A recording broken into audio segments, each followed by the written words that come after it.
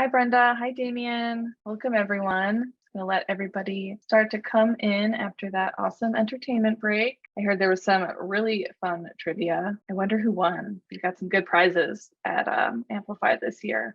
Well, that's good. Yeah, giving away some gift cards. I know a Bluetooth speaker. Nice. I think like a Yeti cooler too, if I'm Oh, really? remembering Ah, that's correctly. nice. Yeah. That's good. Oh yeah.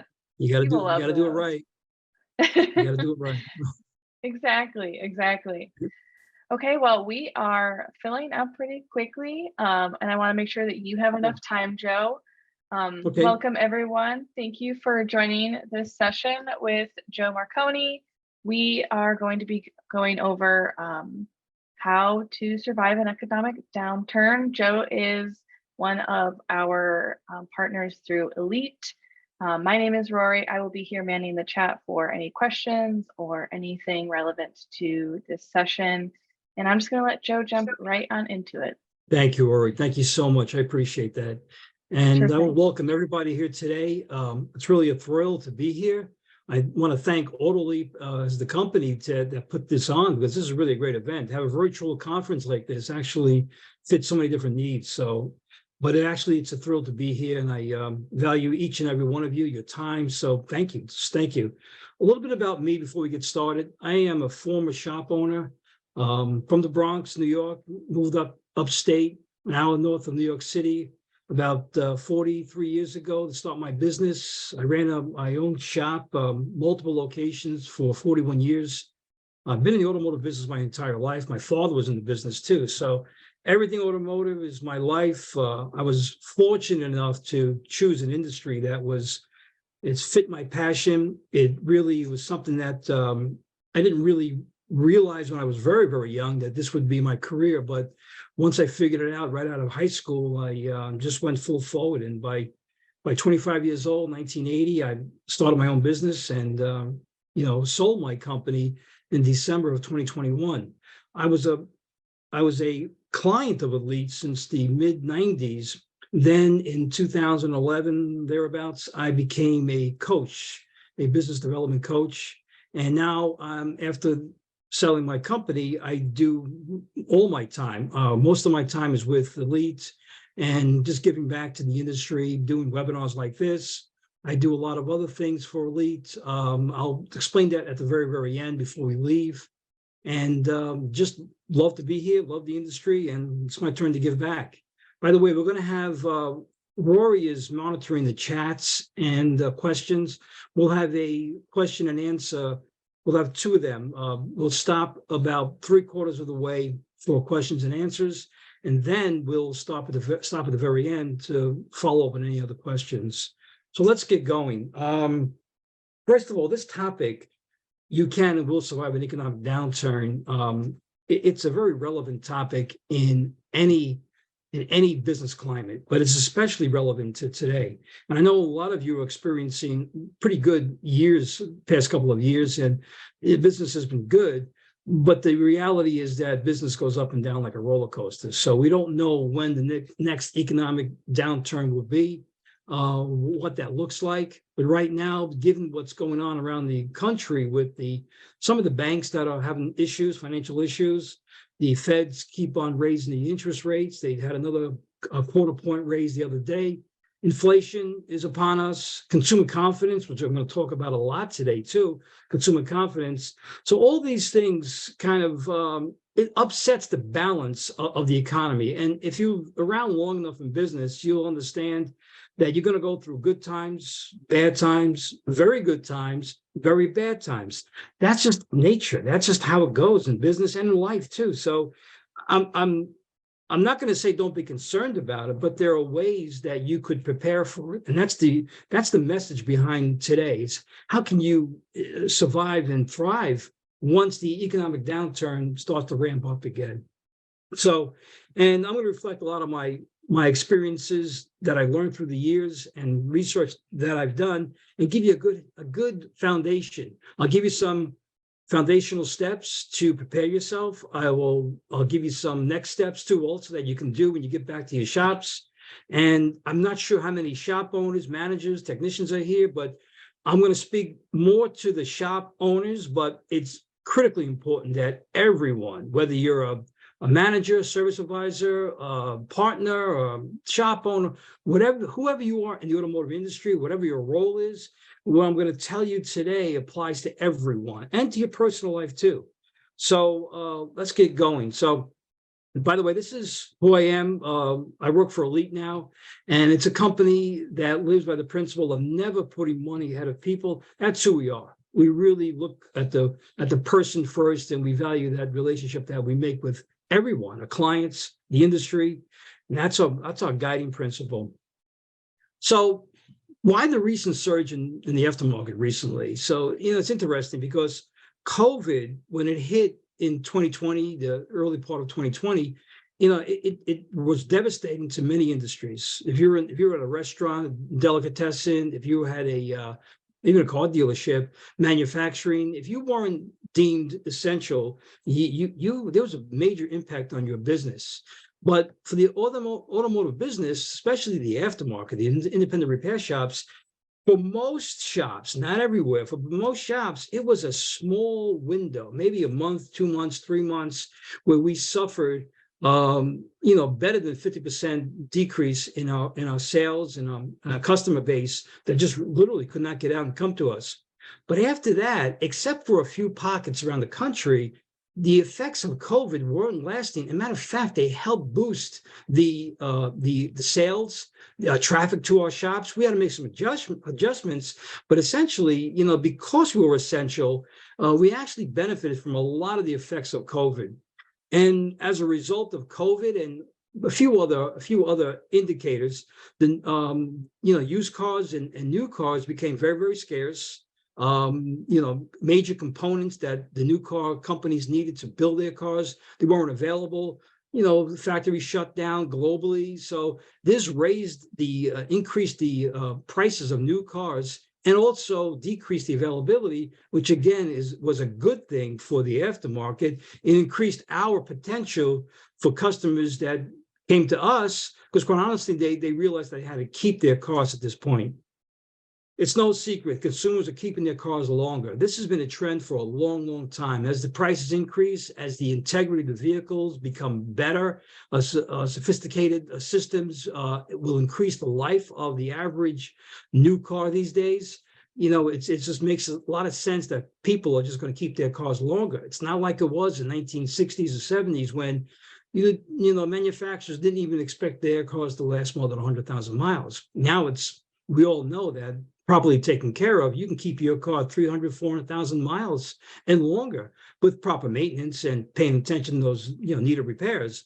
So that is another factor that goes into why we had this recent surge the past couple of years. And there were more older cars on the road too than ever before. The average age of a car now is well over 12 years, which means that you're probably working on cars that are about 15, 18, 20 years old. And that's going to maintain that way. I don't see that slipping back to the way it was for a very long time. Again, it's another indicator of why we had a big surge in business. Increased miles that are being driven by the average consumer, another good indicator. And this was a direct impact from COVID, and it still has some momentum. And if we realized, coming out of COVID, people were not that interested in taking mass transit, so they utilized their car, and their car became their means of doing what they had to do, whether it was work, fun, pleasure, getting to the doctor, school, whatever it was. So, the increased miles that people were driving, again, was helped us to have that surge.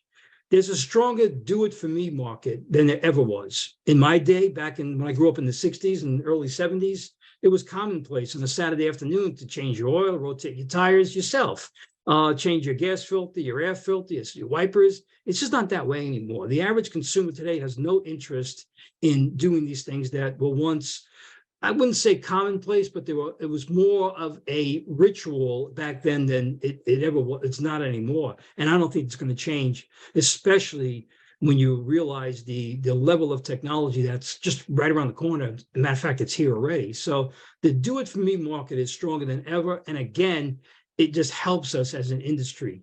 And one fact alone, which is not a great, this is a little bit of sad fact, that 19,000 bays closed in 2020 alone.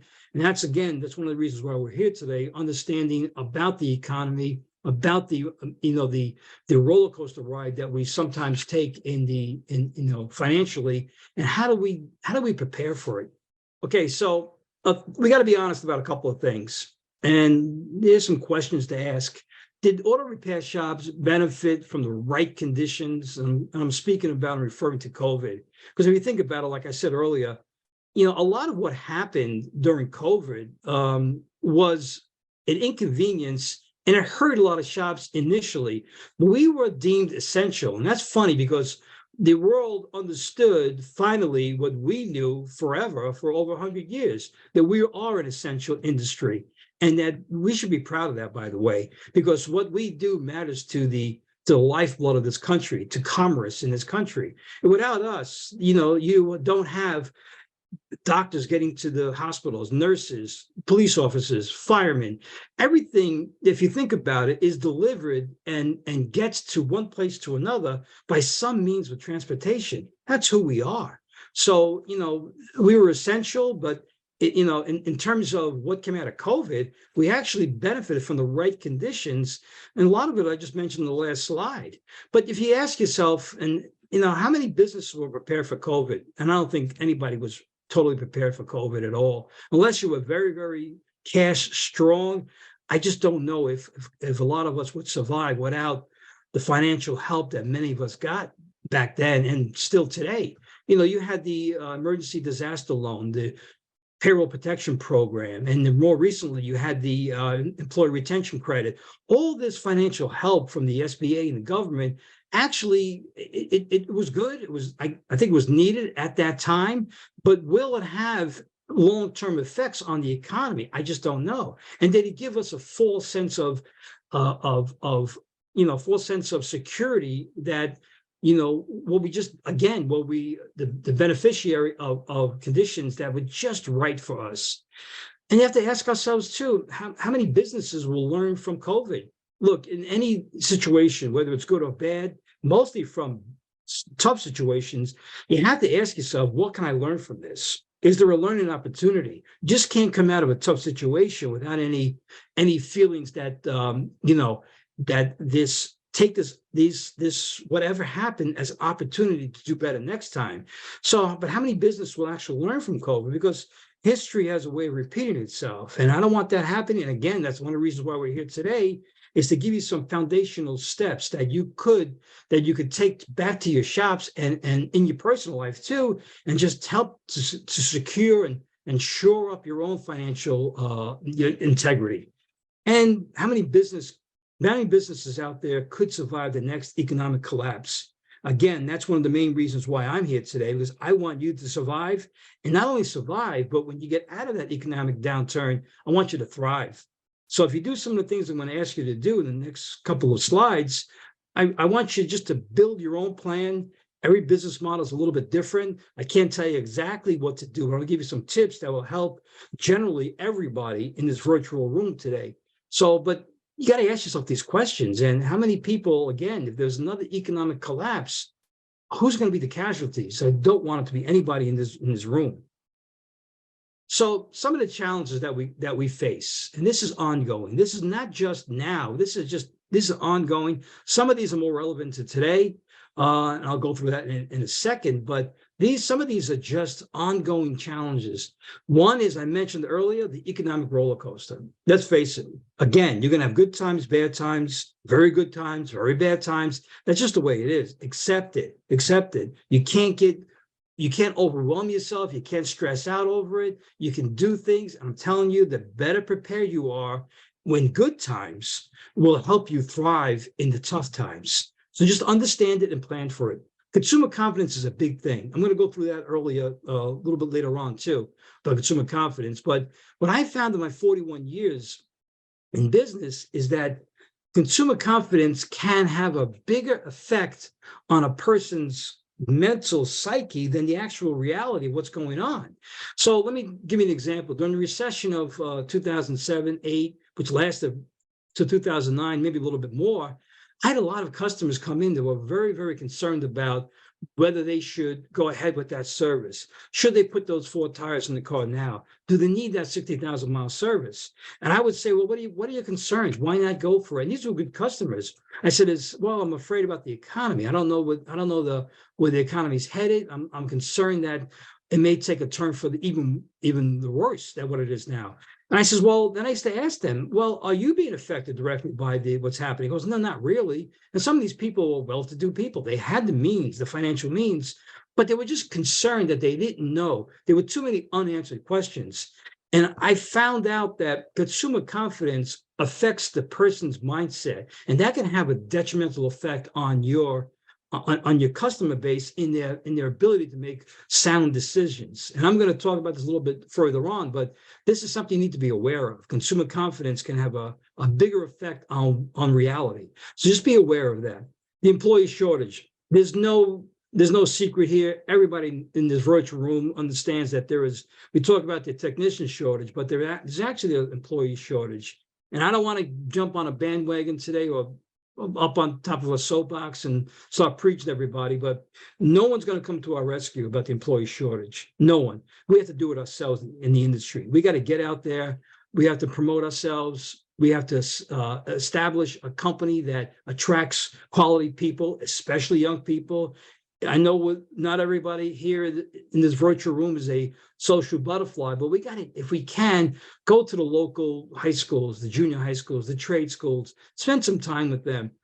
Create apprenticeship programs. That's one of the best ways to get to build a future workforce. So, but the employee shortage is something we need to be aware of. This is not new, by the way. I've been around a long time, and I can tell you one thing, that we've always had a problem. It is worse now, to be honest with you, but we've always had a problem. And I think that until we take the responsibility as an industry, aftermarket, people, that to do all we can to attract quality people, especially young people, that will go a long way in solving the shortage problem. Wages need to go up. I've been saying for a long time, we've been too cheap too long. One of the things coming out of COVID and because of high inflation recently, a lot of us have realized that we have to raise our labor rates, raise our prices. Well, this is, number one, the shop owner has to make what the shop owner deserves, but everybody else in that company deserves equitable pay also. And the wages have to go up, especially in areas where, again, we need to attract younger people. We have to give them a pathway. So this is another thing that we're going to have to face, and it's going to affect us economically.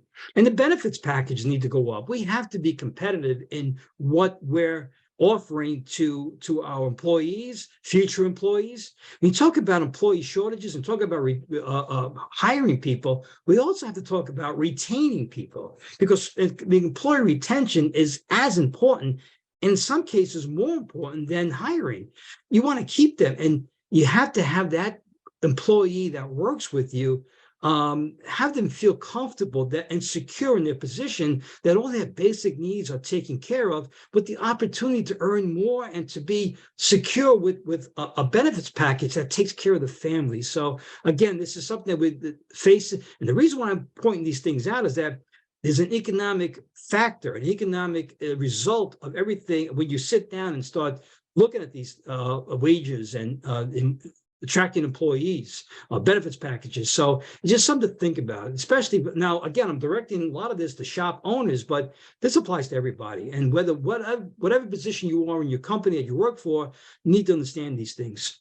The increased demand for training, that's a given. I'm sure I'm preaching to the choir here when we see what's out there today, from ADAS to electric vehicles, hybrid vehicles, all the different ways to the drivability problems. It's just maddening sometimes to think that what we have to learn, but we got to do it and maintain our expertise and maintain our businesses well into the future. There's going to be a higher demand for training. We need to invest in new technologies, new tools, equipment. I know it's tough right now because we don't know what direction. There's so many different sides of the equation when you think about electric vehicles, what's really coming down the road. It's EVs, hybrids, hydrogen. We don't know. Alternative, different types of synthetic fuels. There's so much going on out there that we need to look at everything. We need to be prepared because it will have an economic effect on how we build our business plan going into the future. And if you're going to be in business more than 3, 5, 8 years from now, everything on this page, all these bullet points, have to be taken into consideration.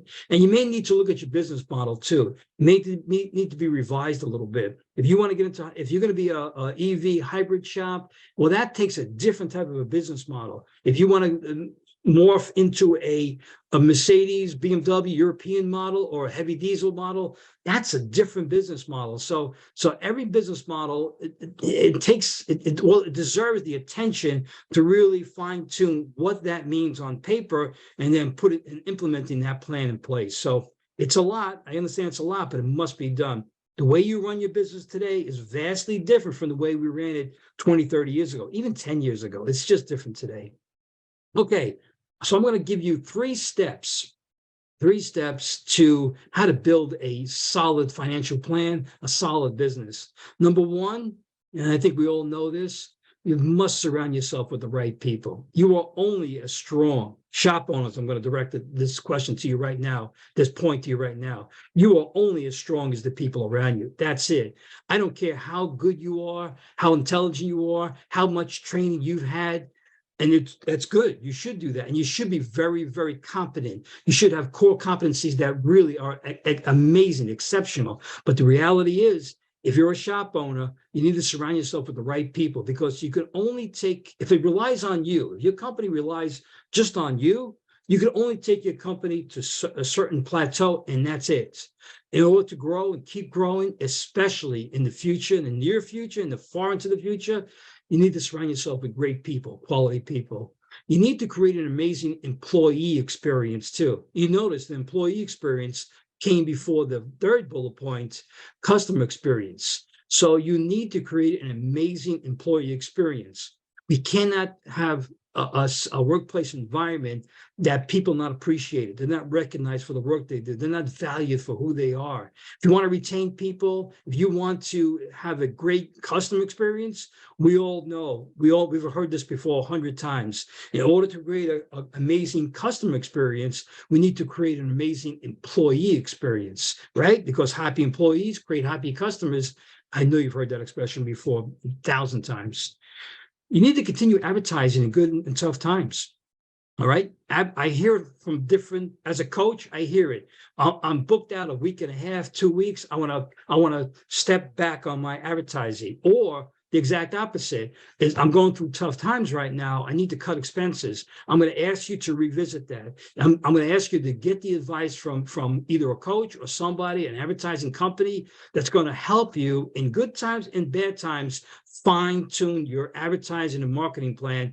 But I really don't want you to think that, just because you're booked out 3, 4 weeks in advance, that you need to take your foot off the pedal, that you need to keep your foot on the pedal, because you don't know when it's going to slow up a little bit. You don't know what's going to happen. We need to keep advertising, and you can change your advertising and marketing strategy. I believe that's a good thing, but don't cut it out altogether in either good times or bad times. Bump up your training, invest in the future. You've got to do that. That's one of the ways to build a solid foundation. You can't be the one in your company that's all knowing and all doing. You can't be the go-to person for everything. The people around you have to be able to deliver on the goods, and that means that they have to be trained. Consider a business coach. And I'm not just saying this because I'm a business coach now, but one of the things that I did back in the 90s, and I mentioned this earlier, is I got help from a business coach, a consulting company. It was Elite. And it helped me. It helped me in a way that I kind of knew what direction I wanted to go, but I wasn't held accountable. And when I was held accountable for the things that I really should be held accountable for, in other words, goal setting, my KPIs, budgeting, understanding my break even, understanding what my net profit goal should be, personal goals too. So a company, somebody that's going to help you manage these things and put everything in perspective, it's worth its weight in gold. Remember, what you do in good times will get you through the tough times. So all these foundational steps I'm preaching to you will help you now, because most of you are experiencing relatively good times. Number 2, know your numbers. It's no secret. You're in business. And these, again, I'm directing this to shop owners, but if you're a technician, service advisor, manager, or any other position in your company, you have to understand that, the business has to be profitable. It has to be profitable. You must understand your numbers.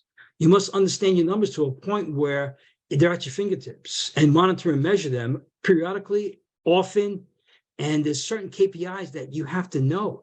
Your break even. Do you know how to calculate your break even? You know what that means. Break even is not a goal. Break even is a starting point. It's break even plus what you want to earn as return on your investment, and how to determine your net profit, labor and part margins, needed gross profit, desired net profit, and all the other KPIs. If you don't understand this, or if you haven't revisited it in a while, sit down, some quiet time, and go through your numbers. Understand your numbers. It is a business. I understand that you're doing a lot of other things, and sometimes even managers get caught up in the people side of the business, which is where you should be.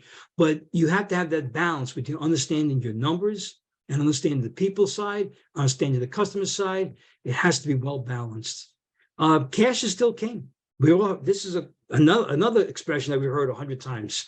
Cash is still king. You need to maintain a healthy reserve. If you're going to get through the next economic downturn, whether it's a bad downturn or not so bad, whatever it is, you're going to need a healthy reserve. Rule of thumb is, again, this is coming from a business coach. I want you to really speak to your accountants about this, because every business model is different. People will throw out a number to you. And the rule of thumb is anywhere from 3 to 6 months of expenses should be set aside in case something really happens. But again, that depends on your business model. Every business model is different. It depends what your debt load is. There's a lot of other things that come into play, what loans you have out. So speak to your accountant about what is appropriate for your business model in terms of a healthy cash reserve. Number 3, planning for long-term success. Number 1, keep your personal finances in order. Understand what your personal finances are, what your family needs are, what your income is, or your wife's income, or if you're not married, what your income, what you want to do, your budget, financially. It's so important. That's number 1, because whatever you do, if you're too lopsided in your personal life, you may have a tough time in your business to support that type of lifestyle. Review your KPIs, financial statements often. I want you to sit down, make it a plan that you put a note in your calendar to check these out. You should be checking things daily, monthly, weekly, quarterly, semi-annually, and annually. These should be things that you need to keep up to date in order to understand your business at any given point.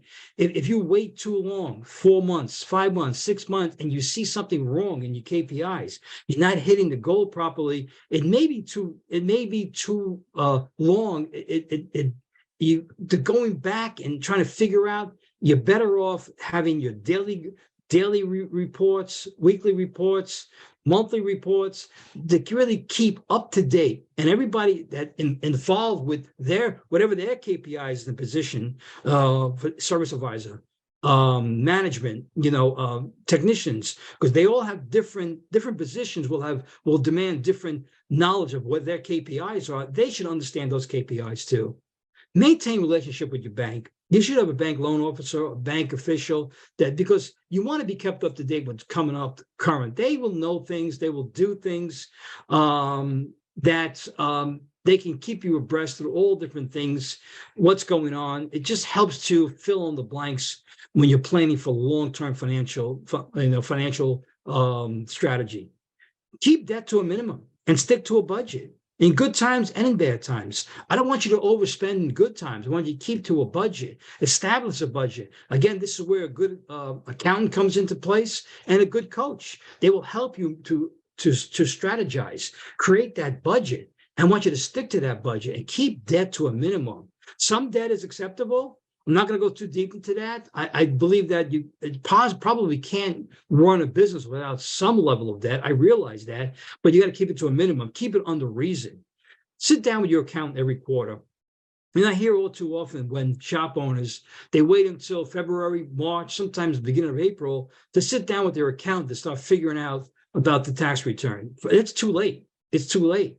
you should know by 6 months into the year kind of how that year is shaping up. But by September, October, you got to know. You just got to know how the year is going to pan out. And if you're seeing that the year it has a marked increase in sales and profits from the year before, then the time to sit down your accountant is at that time, the third quarter, or at the very latest, the beginning of the fourth quarter.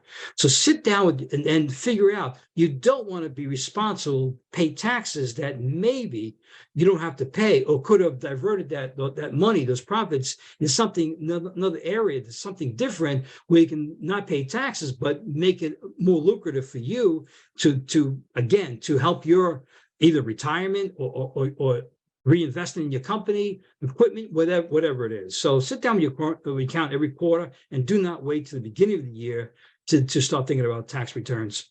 Plan for succession, sale and retirement. I know many of you are young. Many of you are in your 30s, 40s, and you're saying to myself, that doesn't apply to me. Yes, it does. Life can throw you a curveball at any time. It can throw you a curveball like you wouldn't believe. And we've all heard those stories about that 35-year-old or 38-year-old who got into a snowmobile accident, or a car accident, a motorcycle accident, or whatever it is, or something at work. And now they're disabled. Now they can't really work in the same position. We've heard about that. Speak to the right people. Speak to an attorney, a financial advisor, about your coach. You've got to have a plan in place. And this is not just for shop owners, by the way. This is for everybody. You've got to prepare for the future. Long-term success is understanding that there will be an end to it all. Whether you sell your business, retire from the business, whatever it is, you've got to plan for it. And the better that you plan for your years down the road, your retirement, the more solid you're going to be financially today, because you're making all those adjustments. You're not wasting money, you're not spending money needlessly. You have a direction, you have a purpose. So it's very, very important. And set your long-term personal and business goals, personal and business goals. We can do a whole nother session on goal setting alone. But I think we all realize the importance of setting long-term personal and business goals. It keeps you focused. It has a roadmap. You know where you're at. It keeps you in track. It allows you to get from A to B and to C a lot quicker, a lot more effective, and you're going to be more successful by having goals. It helps to hold you accountable. Okay, so what to do? What to do if you happen to be in an economic downturn? Like, what can you do? Well, the first thing you have to do is have a positive mindset, leadership. All right, we've heard this before, because there's nothing worse than falling victim or prey to the negativity that you hear. If you hear right now, if you pick up the newspaper, listen to the news on TV, on the radio, people that you speak to, there's a lot of negativity today, a lot of bad news. The sky is falling. Well, it may be, but if you are going to survive and thrive when the economic downturn goes up again and we're out of it, the one with the best mindset is going to be much better off. It's going to thrive. This is not something that's magical. This is actually scientific. The more positive you are, the more your mind is going to think of ways to make things happen in the right direction. The more negative you are, and the more, if you fall victim to what's going on around you, then the more negative you are, you're gonna spiral downward out of control. You're gonna handcuff yourself. You're gonna handcuff your whole psyche, your mind, your brain, and you won't be able to think clearly. You must maintain a positive mindset. And this is, again, directed mostly to managers and shop owners, but it's up to you to set the right tone. There's no way around it. Above anything on this, there are a lot of important bullet points on this page, but this is so important. That's why it's number one. Your mindset through good and bad situations will help to set the right tone so that you can make it through the tough time and then thrive when things get better. Listen to your customers. Help them budget. I mentioned this earlier. I think you should have when you see that economic things, well, to be honest with you, it's a good thing to speak to your service advisor at any point in time. Let them, speak to them about understanding the customer. Have conversations with customers. Make subtle conversations about what they're doing, what their plans are. In other words, let me give you an example. If you hear your service advisor hears a customer saying, "Well, we're going to cancel that Disney World trip today because of the economy," then I think that's an indication that something has gone wrong in the customer's mindset. And it may be the confidence of the customer, not necessarily the realities. But so I think that's worth a conversation periodically to just remind your service advisors, managers, whoever's in the front lines, to listen to the customers, how they're reacting to the events, what's going on at the time. Because if their confidence level is down, you're going to have a tough time, and you don't catch that and nip it in the bud, you're going to have a tough time to make the sales that you need, because sometimes what their perception becomes their reality, and we all know how that works. Sometimes it could work in the negative. Think strategically and try to adapt to situations. And I think we pretty much did this during COVID. What do we do during COVID? We had customers that didn't want to drive their cars to us. They were afraid to get out of their cars. They were afraid to take their cars to get service, to get repaired. So what did we do? We picked up cars. We adapted. We developed a system where we were picking up cars in the morning, delivering them at night. We had customers who didn't manage to come in, but they didn't want to get out of their cars and walk into our facilities. So we let them get out of the cars, stay to one side. We sanitized the car before we went in. We sanitized the car afterwards. We adapted to situations. So I'm going to ask you that thinking strategically in any situation, whether it's good times or bad times, is important, but it's crucial when you determine that something is going wrong, something is going downward, spiraling downward in tough times. Now make calculated financial decisions when you feel that there's an economic downturn. In other words, look at your budget, maintain your budget, but maybe if you can hold off on that alignment machine, on that road force balancer, on restriping and resealing the parking lot, whatever it is. Again, speak to your coach, your accountants, but make really calculated financial decisions during tough times. You don't want to spend, if you have to spend it, I understand. But if you don't have to, if you can just, prolong it a little bit, you're probably better off.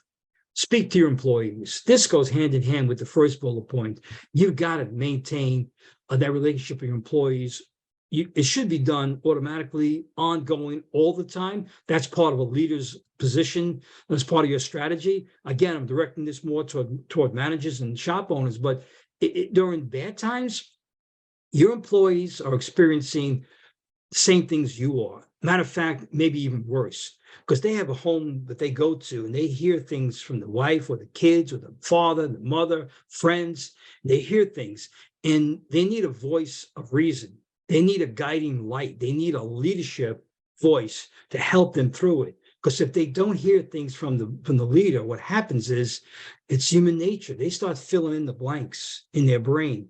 And usually when people do that, they start filling in things in a negative way. And they start thinking worse than what it really is. The same thing I said about consumer confidence, it's the same mindset with your employees too. I think it's very, very important to have meetings, daily meetings. I think most of us, if not all of us, did this during COVID. We brought our teams together, our employees together. We had one-on-ones. We told everybody we're going to get through this together. Well, that's important. Leadership these days, especially these days, it's lacking, but it's so important to your future. And again, it goes hand in hand with employee retention. I know this is a tough one, but consider cost of living adjustments for employees. This should be an ongoing thing also. But right now, with the cost, look at your employees, look at their records. When was the last time they got a raise? Did they get a cost of living adjustment? The reason why I say this is because during tough times and good times, and maybe during tough times, if you're not doing the right things for employees, they start looking over the fence. And many companies start to recruit and they bump up their recruiting, during tough times. Because if an employee feels that he's not meeting his or her basic needs, and they start looking over the fence, is there a better position somewhere else? Doing the little things, recognition, praise, a small cost of living adjustment in their payroll will mean the world to them. It'll tell them that we care about you, we want you to stay. So get ahead of these things, get ahead of all these things. Bump up your internal marketing. Internal marketing is everything that you do every day by everyone in your company. How you meet and greet, how you answer the phones, the car delivery, the sales, the sales process, everything, every single touch point that your customers have with you. You have the opportunity here to either make a customer or break a customer. Because remember what I said earlier, the customers may be going through a confidence problem. They may be doubting the future, their future, the future of the economy, where the nation is headed, whatever it is. There's so much bad news these days. We got to be careful about this. But bump up your internal marketing. In other words, try to do all you can to everyone to create that amazing experience for the customer that tells them we want you to return. Give them a compelling reason to return. And again, consult with your business coach, accountant, financial advisor, and banker. This is something you have to do all the time, but I think it takes a special meetings with these advisors during tougher times, because you need to adjust your strategies. And remember, tough times don't last. Tough times do not last. I've been through it. I've been in the business since 1974. And I can tell you, I lived through this emotional and economic roller coaster, time in and time out. And you'll get through it. You really will get through it if you commit to doing at least some of the things I recommend that you do. Okay, this is time for Q&A. So, Rory, do we have any questions at this time? I haven't seen any come through. I guess you're just very thorough and very clear in Really? your session. Okay. Yeah. Okay. Well, that's A good. great No engagement. questions? Anyone? Yeah. Okay. Anybody want to ask a question now? Oh, here we just got one from Damien. Okay. Do you know of any accountants that specialize in the automotive industry? I do, but it's not ethical for me to recommend an accountant. I think what you want to do is get into some of those automotive groups on like social media and speak to, ask around, do some research on your own. But I do, and I could tell you that you don't have to go with the big guys. There are a lot of good accountants out there. There are a lot of good local accountants too. Make sure they're a CPA. Do your due diligence. A background in automotive is important. And it's a great question, by the way. That's a really good question. You do need a good accountant, a really good accountant. And any accountant that's has experience in anything automotive is really, it's a plus. Not necessarily needed, but it's a plus. But it wouldn't be professionally ethical for me to name someone in this venue. So I hope you understand, but it's a great question. Great question. What else? Yes. Still great to at least give them somewhere to start. Yes. Amanda asked, what is your best advice on marketing to get more cars into your shop? We are a brand new shop and in our 8th week of being open. Congratulations. Awesome. Congratulations. Good. Well, the first thing that I want you to do is every single time you get anybody in your shop, that's an opportunity. You must give them a compelling reason to return.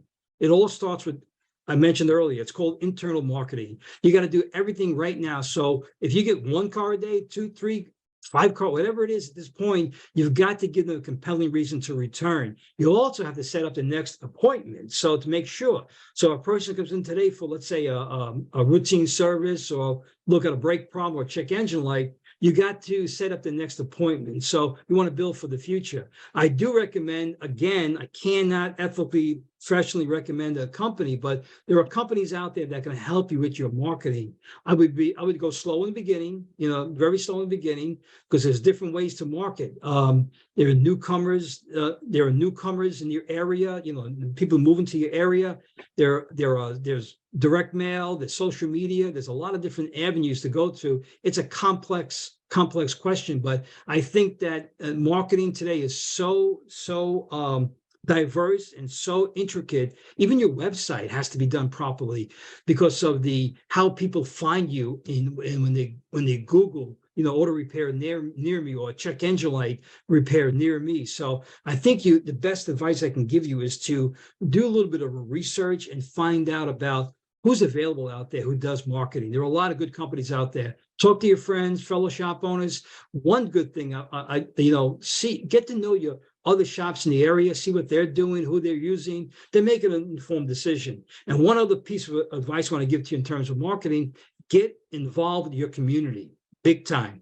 Reach out to the Chamber of Commerce, the Rotary clubs, schools for their after school activities like the sports teams, little leagues, fundraisers, charity events, everything in the community. But that will drive people. It's a slow process in the beginning, but it gains momentum. So get involved in the community. Don't let any opportunity slip by you when you have a customer in front of you to get them back, create that amazing experience, and then reach out to a company that could help you. Start small, but you'll get there eventually. I hope that helps. That's great. I love the suggestion on getting involved in the community. I think that is such a low-hanging fruit opportunity. I want to make sure that we have enough time to finish the rest of your presentation. So I'm going to ask one more question now, and then keep moving. I think we do. Yeah. We have it to what time? 12:55? 1:55 Eastern. Okay. All right. If there are questions, I'll make sure I go through the rest of the slides quick, but I'd rather answer the question. I'll be honest with you, if they have some questions, I want to address those questions if I can. I'll do as quick as possible too. Okay. Well, then here's one more from Dylan. Is there a rule of thumb for a one-man operation deciding how soon to hire a service advisor / parts person or office manager so you can spend more time wrenching? His name is Dylan? Yes, Dylan. Dylan, I was there. I was the main tech in my location when I started, and then eventually I hired a helper, and it was me and the helper. But I struggled, Dylan, I'll be honest with you. I was a great technician. I was a master's level technician. I was actually, I worked at a Ford dealership also, and I did a lot of those things that I thought were needed when I went to business. But actually, I struggled for many years until I figured out I had to start realizing that I need great people around me. If you're a technician, that's where you want to be, that's fine. But eventually you're going to need to build a business that doesn't surround you. That you have to be the person putting the pieces together. So I think that if you want to hire a service advisor first, do it as quick as possible. It doesn't have to be a full-fledged service advisor. It could be somebody, an assistant to answer the phones, get that process going, allows you time to do what you have to do in the shop. But eventually, Dylan, the best advice, I coach people with this, so I know exactly where you're coming from. But the best advice I can give you is that eventually you need to remove yourself from the day-to-day. I'm not suggesting you become an absentee owner. I'm not saying that. But the more that you can surround yourself with the people that are going to do the work and you manage that and massage that in a way, the better off you're going to be. I hope that helps, Dylan. That's a great question, and I know exactly where you're coming from. Sorry, I just realized I was on mute. Okay. I think we are good for now. We can keep moving forward, but please, everyone, keep Very adding good. questions to the chat, and we'll get to them hopefully all Very at the good. end of this session. Sounds good. Thank you. Okay, so here's some next steps I want you to think about. Basic steps. Please write them down, take notes, because these are pretty important. Review your personal and business expenses. Start with your personal first. Make sure that they are in line, that you're keeping to a budget. If you don't have a budget, create a budget for both your personal and business expenses. Whatever you do in your home and personal life has to be supported by your business and your career, whether you're a business owner, a shop manager, or advisor, whatever. It has to be a balance there. Go over your labor and your part margins, review them, and make sure they're in line where you need to be. And make sure, because you want to make sure that you're earning your desired net profit. Again, if you don't understand this, you got to get help. This is critical. If you don't know where your numbers are, if you don't know the score of the game, all right, then you're going to be at a big disadvantage. Everybody needs to know the score of the game. It's like when you're out somewhere and you jump on your phone to look at your sports team, football, baseball. What's the first thing you do when you want to look at something? You want to look at how they're doing. You look at the score. If you don't know where the score of the game is, if you don't know where you are financially, and you don't know where your profit is, then you're going to be at a big disadvantage because you're just spinning your wheels out of control. So extremely important. Understand your break even. Perform a break even analysis. If you haven't done it in a while, do it again. Break even, to remind you, it's not a goal. It's a starting point, because it's always break even and then plus from there of what you want to earn in the business. If you don't know how to do it, find out, get help from someone that can help you establish your break even. Review your cash reserve. Set a goal to have at least 3 months of expenses in a dedicated bank account. Again, I refer back to what I said earlier. You got to get the advice from an accountant first, and then speak to a business coach or consulting company about what's right for your company. The rule of thumb is 3 to 6 months. These have been bounced around lately, especially lately, but every business model is just a little bit different. So we want to be specific to your business model. Have a company-wide meeting and discuss your vision for the future, because that's important. Again, that goes back to leadership. So if you haven't done it in a while, have a meeting, discuss your vision. Let them know what the goals are of the company.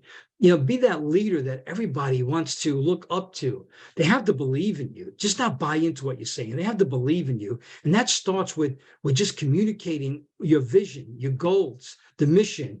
Make sure that everybody understands your purpose, why you're there, and relate that to their purpose.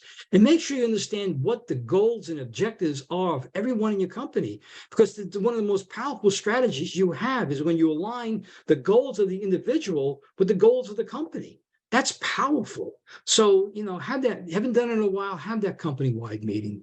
Okay, a little bit about AutoLeap, and then what we can do for you. And then if there's any more questions, I'll make sure that we have a few minutes left. I'll make sure we have time for a few questions if there are any.